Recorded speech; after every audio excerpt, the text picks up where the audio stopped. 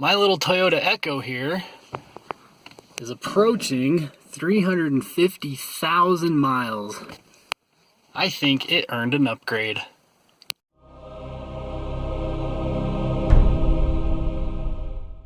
If you drive a 2000 Toyota Echo, you probably didn't know this, but that year Toyota put tiny little brakes on this and people had a lot of problems with the rotors warping. So in 2002 to 2005, they put the same rotors and brakes on the Echo as a 02 to 05 Toyota MR2. And luckily for Toyota Echo owners, it is a direct swap. So that is the mod we're going to give the Echo today.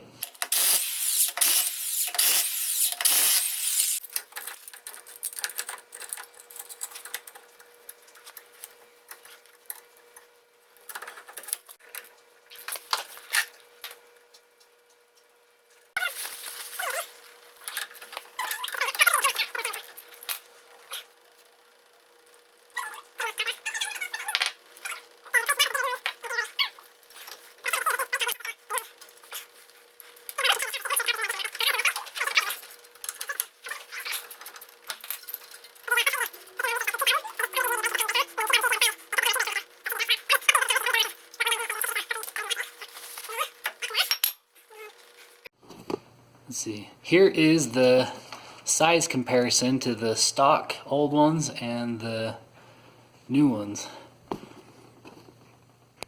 So here's a caliper I got from the junkyard off of an 02 Echo, and I can't really see a big difference between the two other than there's this bigger triangle opening on the stock 2000 Echo.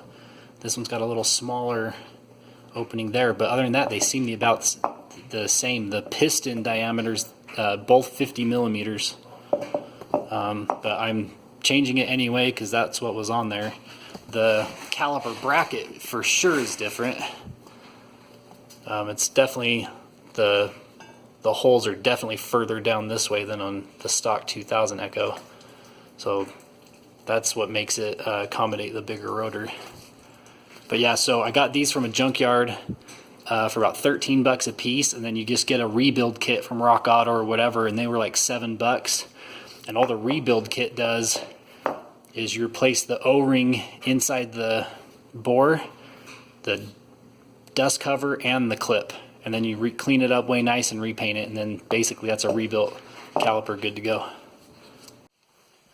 So that's what the dust cover looks like when it's off. I just took tin snips and cut right there and there and just pulled it out from under there. Next is to clean off and install your new rotor. Next is to install the brake caliper bracket and torque these bolts to 65 foot-pounds.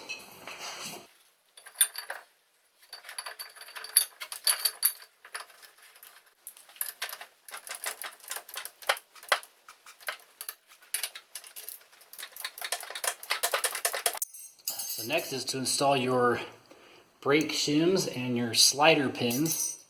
I'm going to be using CRC. This had really good reviews. I've tried Silk Glide before and bearing grease, and both those gummed up on me, so hopefully this stuff does a little better. It's actually black right out of the stuff, but so we'll give that a try.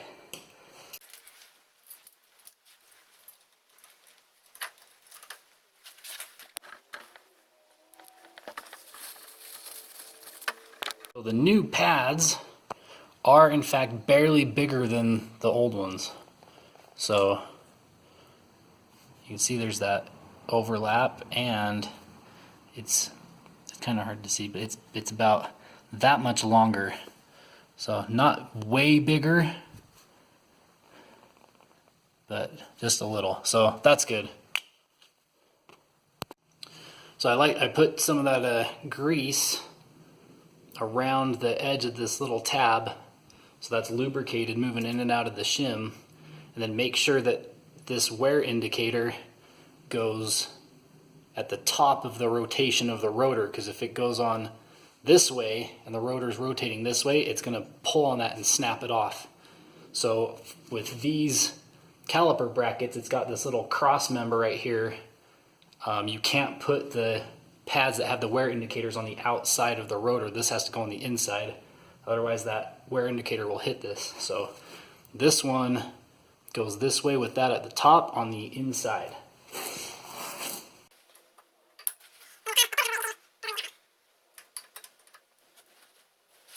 Alright, now we can install the caliper, and we torque these retaining bolts to 25 foot-pounds.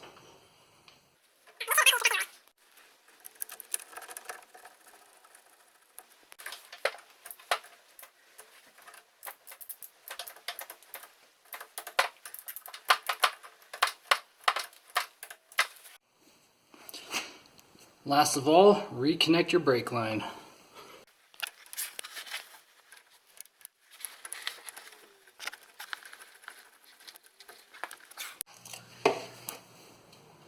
Then bleed your brakes.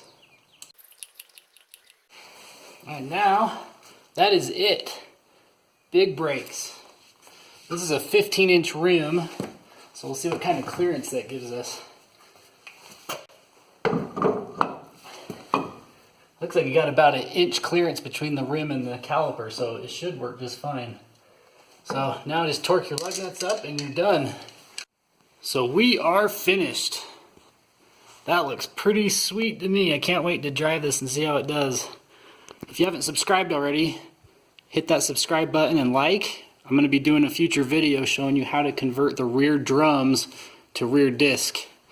This little Echo honestly has been the best vehicle I've ever owned. It's too bad that they didn't look a little better, but I'm going to restore this car because for a commuter, it's great. If I want a sports car, I'd drive a separate sports car. I got a Mazda 3 and a Jeep, but for going back to work and getting good gas mileage and having awesome reliability, this thing is worth restoring. So yeah, please subscribe, and I'm going to be showing you guys how to rebuild the motor. As you can see here, I've already got a engine from a 2002 Echo. I'm going to show you how to rebuild that. I'm going to also show you how to get rid of those ugly bucket seats and do a swap, get rid of the center console, put in a different console, and also do some modifications to the body to make it look a little better, and repaint the thing, give it like a nice modern metallic gray or something. So